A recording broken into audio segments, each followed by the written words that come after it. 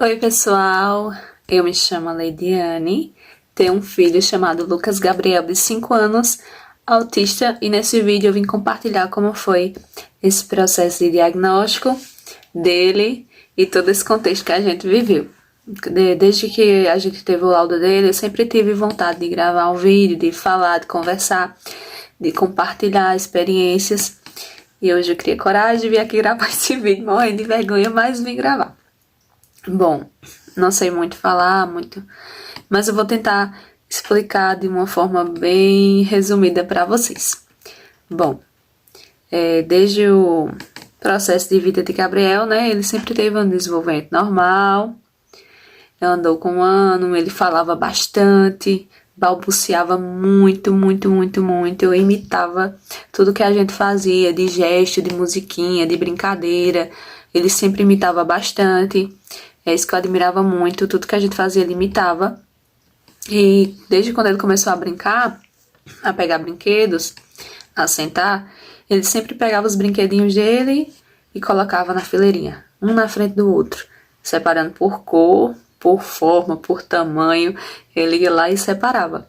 Eu achava bem engraçado, não só os brinquedos, né? Feijão também, tudo que ele pegava ele colocava um na frente do outro. Mas eu pensava que era uma preferência dele, né? Achava que era o jeito dele brincar. E quando ele completou 2 anos de idade, ele perdeu a capacidade de imitar. Tudo que a gente fazia de musiquinha, de brincadeira, de bater palma, de gesto de música, ele não fazia mais. E também a fala dele, ele não adquiriu novas palavras. E aquelas que ele falava, ele perdeu, não falava mais.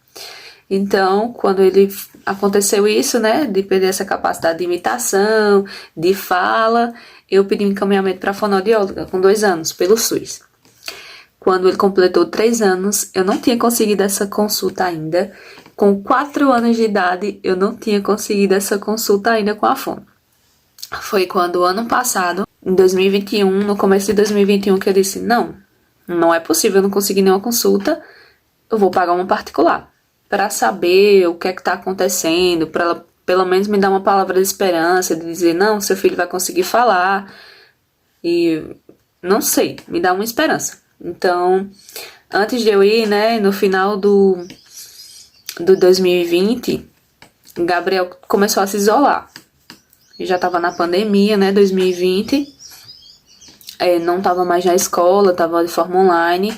Mesmo assim, durante o ano, ele brincava muito com as crianças que ele tinha contato. Brincava, gostava de estar junto, gostava de brincar comigo. Eu inventava brincadeiras, joguinhos, e a gente sempre brincava em casa. E ele gostava bastante. E no final de 2020, ele começou a se isolar.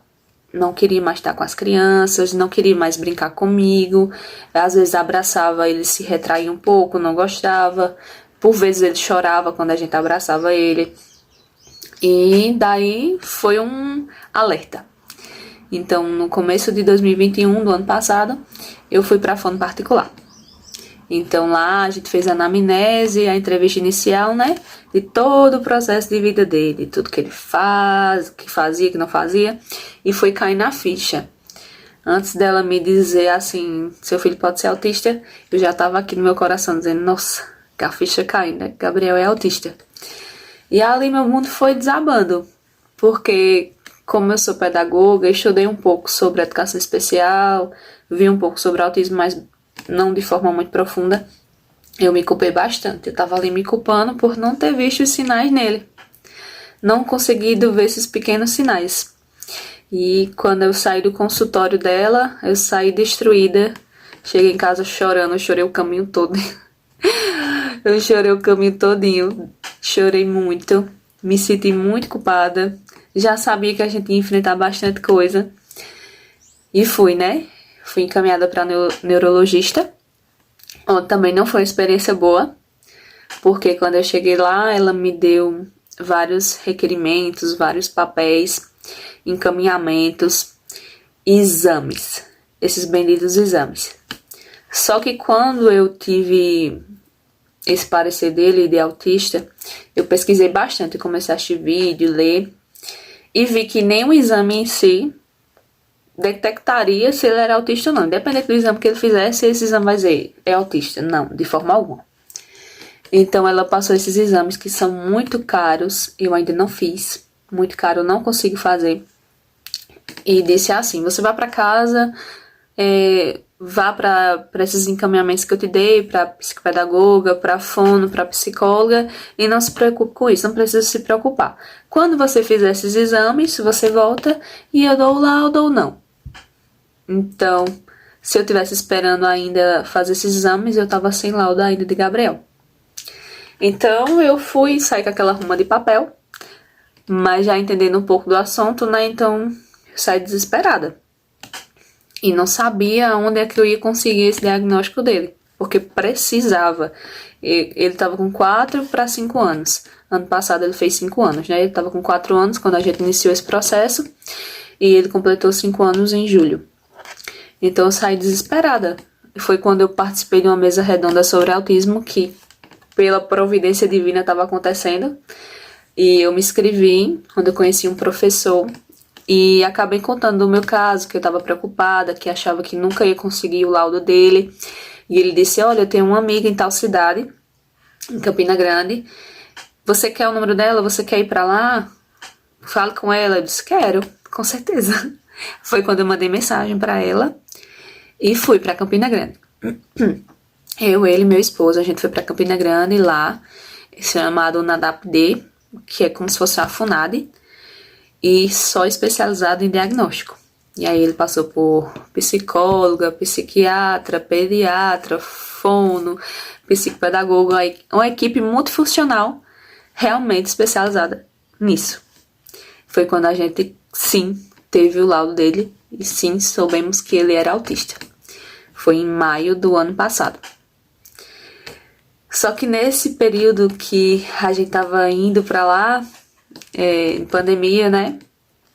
Muitas pessoas perderam suas vidas, muitas famílias destruídas com percas, e uma dessas famílias era a minha. Eu perdi meu avô nesse período pro Covid, justamente quando eu tava recebendo o diagnóstico de Gabriel de autismo, eu perdi meu avô. E aí minha mente, esse processo de assimilação, eu tava destruída, totalmente destruída. Não sabia mais o que fazer. Comecei a ir para as terapias e esse processo de assimilação de meu filho autista e luto perdurou pelo resto do ano passado, né? Então, tudo o que acontecia com Gabriel se tornava muito grande para mim. Muito grande.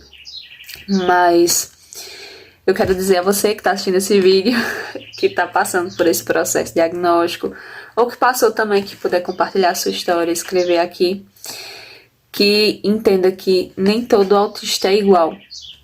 A gente tem um leve, um moderado e o severo, o grave. Mas dentro desses 3 tem um universo enorme. Então, os sintomas que Gabriel teve, né? As características, na verdade, que Gabriel teve não era igual de outra criança que eu conhecia. Não foi igual, não é a mesma coisa. E nem outra criança que por perto que possa passar por esse processo de diagnóstico vai ser igual a Gabriel. Nem sua criança vai ser igual. Cada criança, ela tem uma característica diferente. Atraso de fala, só atraso de fala não quer dizer que ele é autista, mas também quer dizer que não seja, entendeu? Olhar no olho, que é muito comum não olhar, ter olhar fixo. Tem crianças autistas que olham assim, tem crianças autistas que são carinhosas, tem crianças autistas que não gostam de contato, tem crianças autistas que têm sensibilidade a sons altos, tem crianças que não têm. Meu Gabriel é um desses, ele ama música alta, ele não tem sensibilidade à altura. Então, nenhuma criança é igual a outra. Então, se você está nesse processo, desse parecer, se você viu algumas características, procure sempre um profissional, vários profissionais especializados, e também pesquise bastante, foi o que me ajudou. Eu pesquisar e procurar entender o que era autismo, me ajudou a entender e a buscar outros profissionais, a buscar realmente o diagnóstico dele e a ajudar em casa, entender o que é que ele estava passando. Então, eu espero que vocês tenham entendido um pouquinho desse processo. Se ficou alguma dúvida, pode escrever aqui embaixo. E eu vou tentar gravar outros vídeos mostrando atividades que eu faço com ele. E tentar gravar de alguma forma, né? Fazer o que eu quero, que eu tenho vontade de compartilhar, tá bom? Se você gostou, deixa o like, se inscreve aqui e até o próximo vídeo.